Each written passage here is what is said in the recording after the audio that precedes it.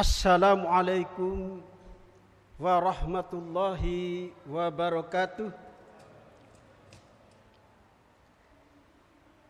Alhamdulillahi hamdan katsiran thayyiban mubarakan fi.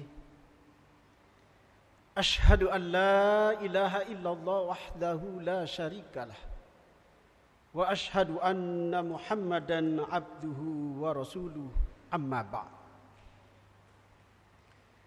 Ma'asyiral muslimin, jamaah salat tarawih rahimakumullah.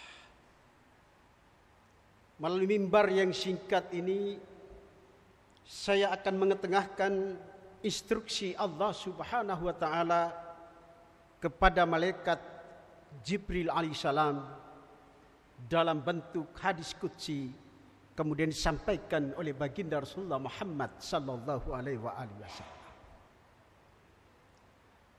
Qala ta'ala, kata Jibril, ya Muhammad, isma syi'ta, wahai Muhammad, hiduplah, lakukanlah apa yang engkau mau, syakarmu.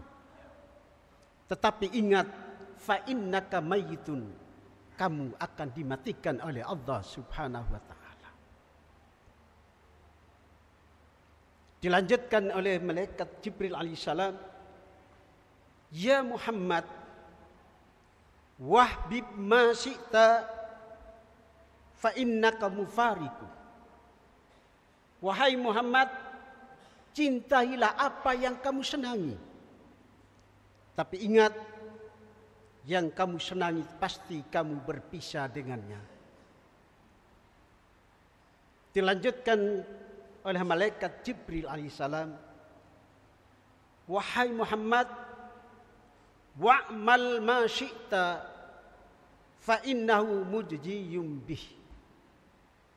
Wahai Muhammad, berbuatlah apa yang engkau inginkan, tetapi perbuatanmu akan kamu pertanggungjawabkan di hadapan Allah Subhanahu wa taala. Ma'asyiral muslimin rahimakumullah, saya mencoba mengupas cuma satu saja. Yang pertama, ya Muhammad, isma syi'ta fa innaka mayyitun. Muhammad, lakukan apa saja, tapi ingat kamu akan mati. Ma'asyiral muslimin rahimakumullah, mati adalah sebuah kepastian dari Allah Subhanahu wa taala. Setiap manusia atau setiap yang bernyawa pasti mengalami ajal kematian. Kullu nafsin dha'iqatul maut. Tiap yang bernyawa pasti mengalami ajal kematian. Kemudian kapan kematian itu datang menjemput kita? Diinformasikan oleh Allah Subhanahu wa taala, wa lan yu'akhkhirallahu nafsan idza jaa ajaluha. Allah Ta'ala tidak akan menunda kematian seseorang manakala kematian itu telah datang kepada kita. Ma'asyiral muslimin rahimakumullah,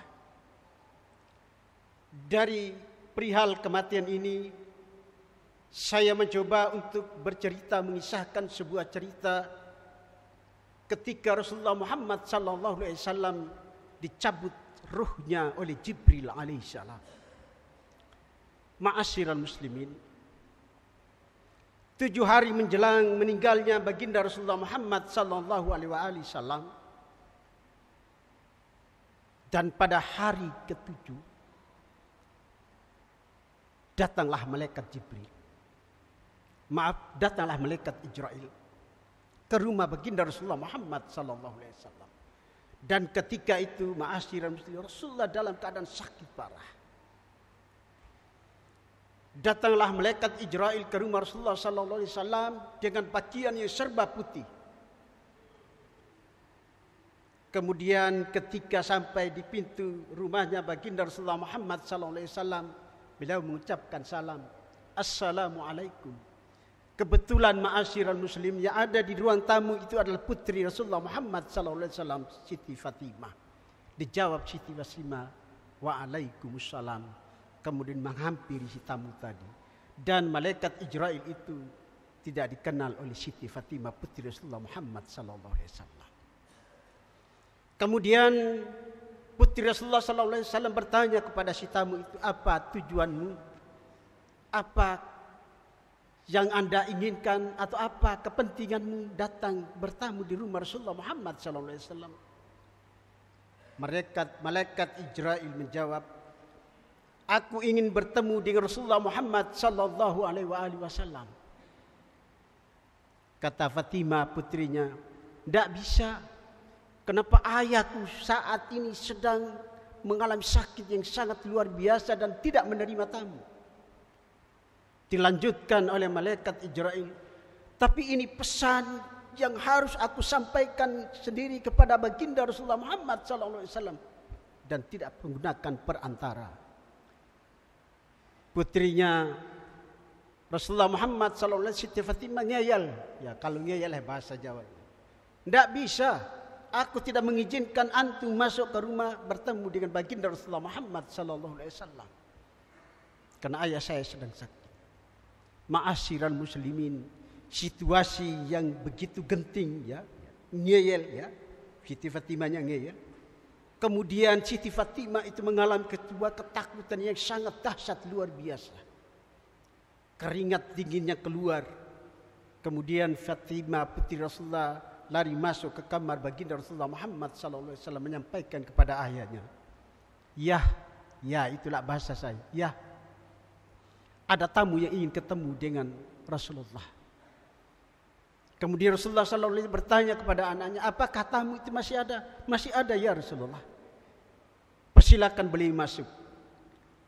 Kemudian Fatimah keluar, bergegas keluar, kemudian menyampaikan kepada si tamu, silakan masuk. Ayah saya mempersilakan antum masuk. Ketika menuju di kamar dan pintu kamar Rasulullah sallallahu alaihi wasallam, ma'asyiral muslimin, malaikat Jibril salam. Assalamualaikum ya Rasulullah. Dijawab Rasulullah Muhammad sallallahu alaihi wasallam. Kemudian malaikat Jibril itu duduk persis di posisinya kepalanya Rasulullah Muhammad SAW. Sedangkan Siti Aisyah istrinya berada di sebelah kanan, anaknya Siti Fatimah berada di sisi kiri. Ma'asyiral muslimin rahimakumullah. Rasulullah SAW bertanya kepada istrinya, kalau manggil istrinya itu, ya Humairah, apakah kamu kenal dengan orang ini? Kata Aisyah, saya tidak kenal ya Rasulullah.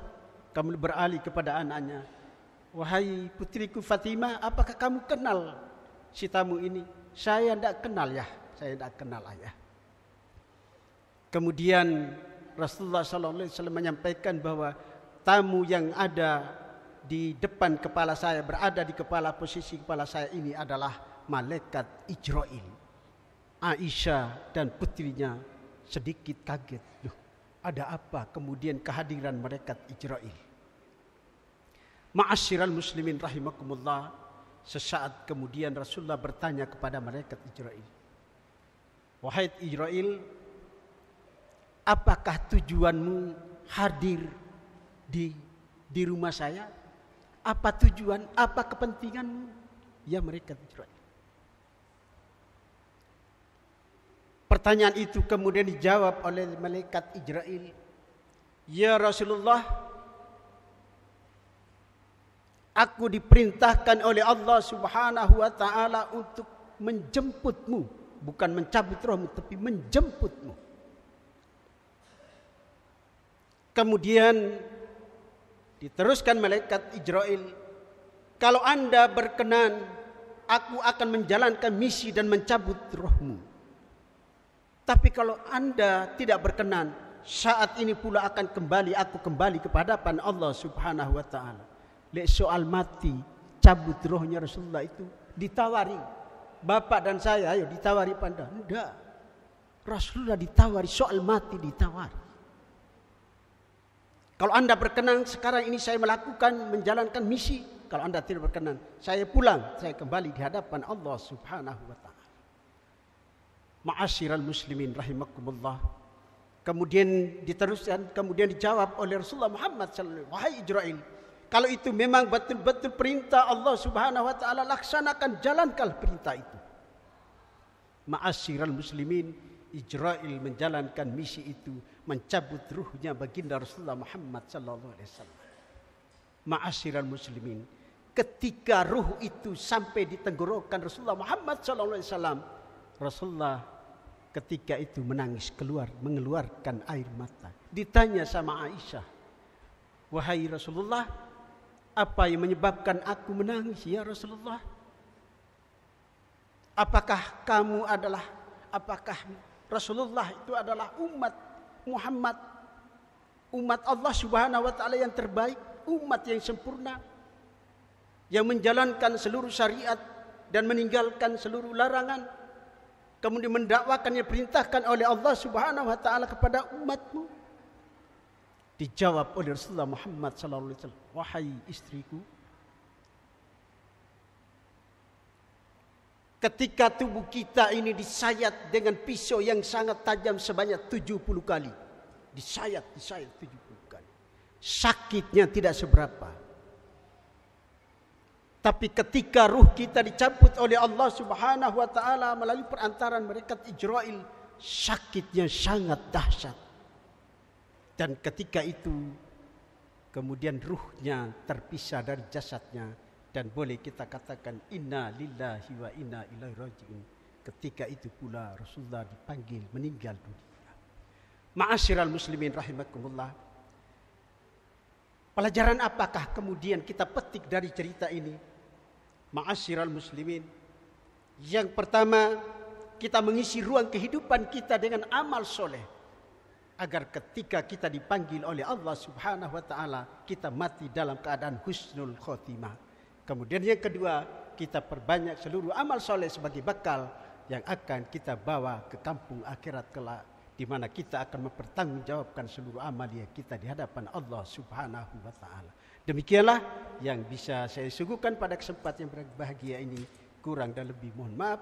Assalamualaikum warahmatullahi wabarakatuh.